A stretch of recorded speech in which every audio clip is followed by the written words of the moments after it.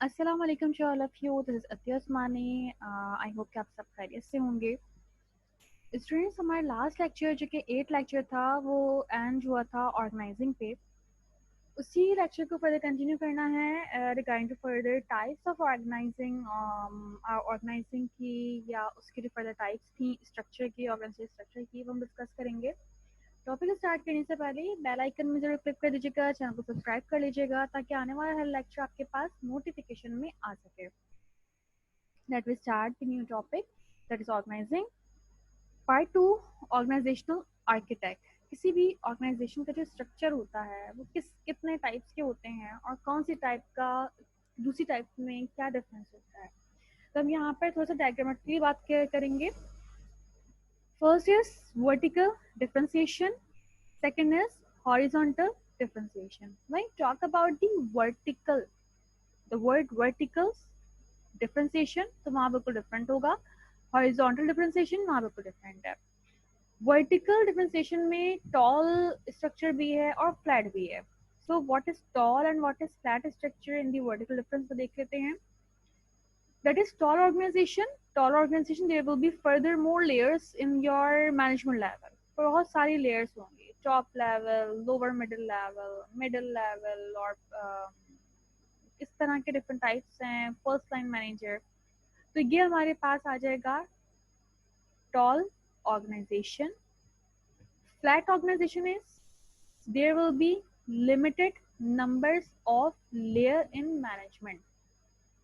Limited है, president के under managers work कर रहे हैं, उसके अंडर फर्दर सबऑर्डिनेट्स आ रहे हैं. It will be flat organisation. ये हम बात कर रहे हैं इसकी वर्टिकल डिफरेंशिएशन की. When you talk about the horizontal differentiation, तो वहाँ पे 4 टाइप्स हैं. Functional structure, multi divisional structure, geography structure, matrix structure.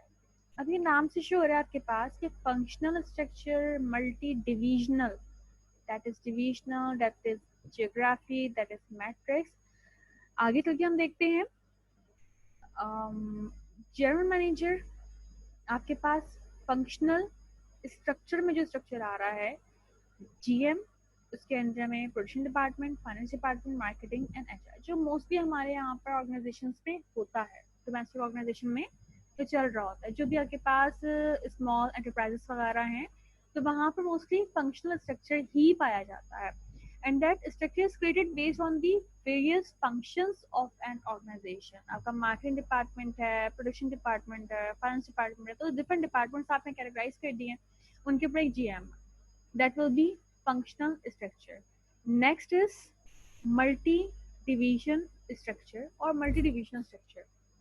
जब हम बात करते हैं डिविजन्स की, हमारे जो भी ऑर्गेनाइजेशन है, नॉर्मली मीडियम एंटरप्राइज जो होती हैं, इससे पहले हमने बात की थी फंक्शनल की, तो यहाँ पर स्मॉल एंटरप्राइज की ज़्यादा बेटर एग्जाम्पल बैठती है.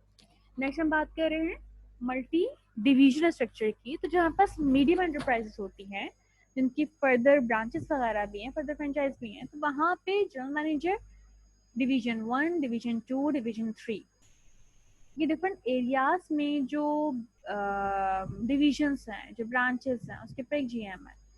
Multi division are created in a related industry, right. Second is multi division. Third is geographic structure.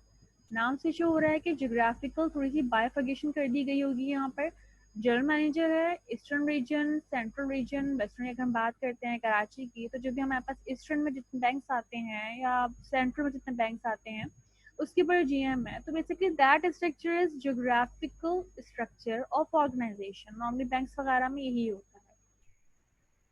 Next is matrix organisation. Sometime क्या होता है कि आपकी फर्म एक होती है, लेकिन उस फर्म का काम बिल्डिंग के ऊपर भी चल रहा होता है, इम्पोर्ट एंड एक्सपोर्ट पे भी हो रहा होगा, कंस्ट्रक्शन के ऊपर भी चल रहा होगा, और मतलब डिफरेंट कैटेगरीज होती हैं उसके प्रोजेक्ट्स की.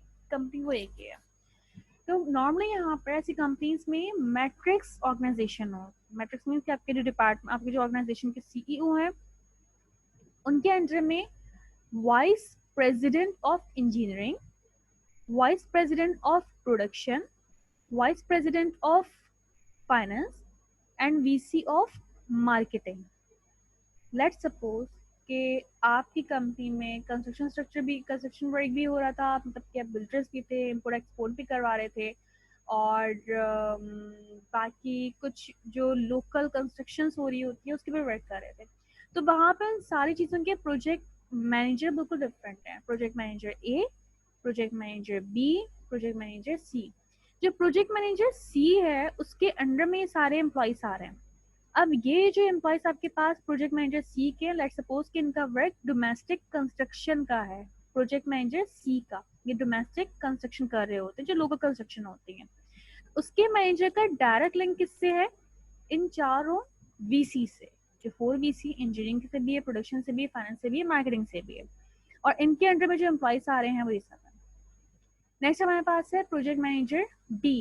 लेट्स सपोज कि इसका वर्क बिल्डर्स का वर्क कर रहा है। ये प्रोजेक्ट मैनेजर ए ये इम्पोर्ट एक्सपोर्ट का वर्क कर रहा है। तो ये हमारे पास मैट्रिक्स ऑर्गेनाइजेशन है। नॉर्मली जो बड़े बड़े इदारे होते हैं जिनका बड़ा वर्क होता है, तो वो हमारे पास मैट्रिक्स ऑर्गेनाइजेशन की एग्जांपल में बैठ रही होती हैं। जब हम बात करते हैं मैट्रिक्स ऑर्गेनाइजेशन की, तो यहाँ पर डेफिनेटली कुछ डिसएडवांटेजेस भी हैं, कुछ एडवांटेजेस भी हैं, कुछ प्रॉस एंड कॉन्स भी हैं। प्रॉस की अगर हम बात करें तो matrix structure enhance organisational flexibility.